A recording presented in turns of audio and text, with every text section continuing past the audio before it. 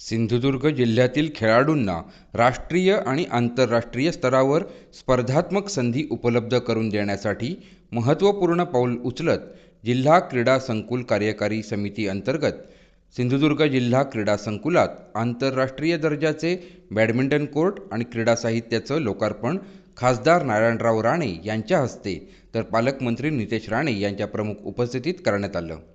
यावेळी सिंधुदुर्ग नगरी परिसरात अत्याधुनिक आणि सर्व सुविधांनी सुसज्ज क्रीडा संकुल उभारण्यात येणार असल्याची घोषणा पालकमंत्री नितेश राणे यांनी केली।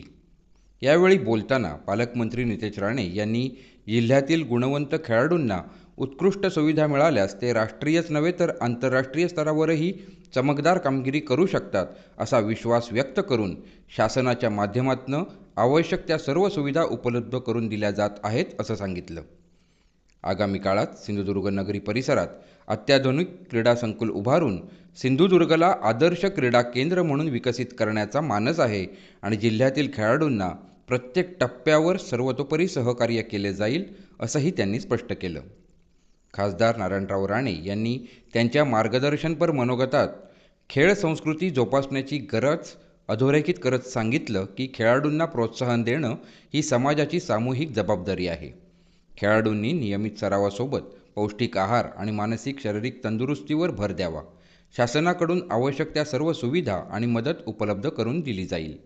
सिंधुदुर्गमधून राष्ट्रीय व आंतरराष्ट्रीय स्तरावरील गुणवंत खेळाडू घडण्यासाठी सर्वांनी एकत्रित प्रयत्न करणं आवश्यक आहे असंही खासदार नारायणराव राणे म्हणाले।